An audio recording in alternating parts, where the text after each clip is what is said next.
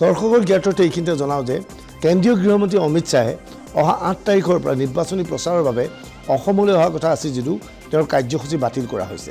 খবৰ অনুসৰি অমিত শ্বাহৰ কণ্ঠ ডিঙিত কিছু অসুবিধা পাইছে, যাৰ বাবে তেওঁ সকলো কাৰ্যসূচী বাতিল কৰিছে। আনুষ্ঠানিকভাৱে বিজেপিৰ ফালৰ পৰা কাৰ্যসূচী বাতিল কৰাৰ কথা জানিবলৈ দিছে।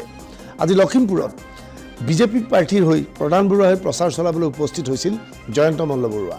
জয়ন্ত মল্ল বৰুৱাই নিৰ্বাচনী প্ৰচাৰ অভিযানত মঞ্চত এগৰাকী বিদ্যায়িত্তাই নচাৰ লগে লগে জয়ন্ত মল্ল বৰুৱা নাচি উঠিছিল। সেই দৃশ্য চাওঁ হওক।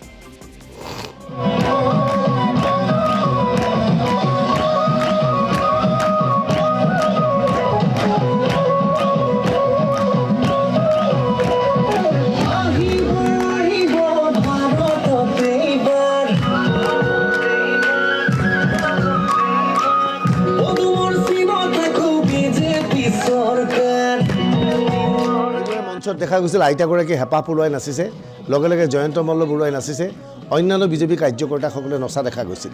লখিমপুৰত প্ৰধান বৰুৱাৰ বিৰুদ্ধে কংগ্ৰেছে উদয় শংকৰ হাজৰিকাক থিয় কৰাইছে, কিন্তু বিজেপিয়ে দাবী কৰিছে যে প্ৰধান বৰুৱাই সমষ্টিৰ পৰা বিজয়ী হোৱাটো নিশ্চিত। আজি এই সংক্ৰান্তত কি কৈছিল জয়ন্ত মল্ল বৰুৱাই সেয়াই শুনি লোৱা হওক। নিৰ্বাচনটো এনেকুৱা এটা পৰ্যায়লৈ লৈ গৈছে যে এতিয়া আৰু ইয়াত বিৰোধী দল বিচাৰি পাবলৈ নাই। বিৰোধী দলৰ কেণ্ডিডেট কোন মই গমেই পোৱা নাই। মাজে মাজে টিভিত কিবা কিবি শুনি থাকোঁ, টিভি চালে দেখিবলৈ পাওঁ, তাক বাহিৰেতো ক'তো মই বিৰোধী দলৰ মানুহ দেখা নাই। আৰু যিটো বিৰোধী দল কংগ্ৰেছ, এতিয়াতো তাৰ ফুটবলটোত পামেই নাই, লঠিয়াই থাকিলেও নাযায়হে নাযায়, এনেকুৱা এটা অৱস্থা।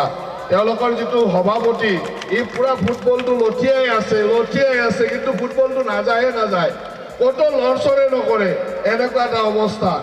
এতিয়া লখিমপুৰতো এনেকুৱা যে লখিমপুৰৰ যাৰ টিকট পালে বা যাক টিকট দিলে, সি পইচা দি টিকট ল'লে নে চেকত টিকট ল'লে নে কেছত টিকট ল'লে, সেইটো লৈ ডিছকাশ্যন চলি আছে।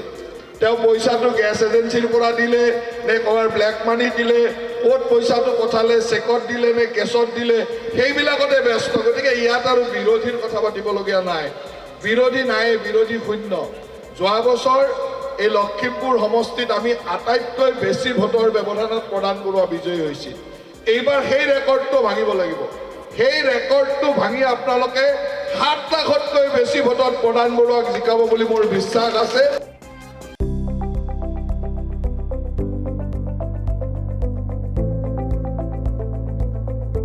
NB নিউজ, সহজ সৰল ভাষাত নৱভাৰতৰ কথা।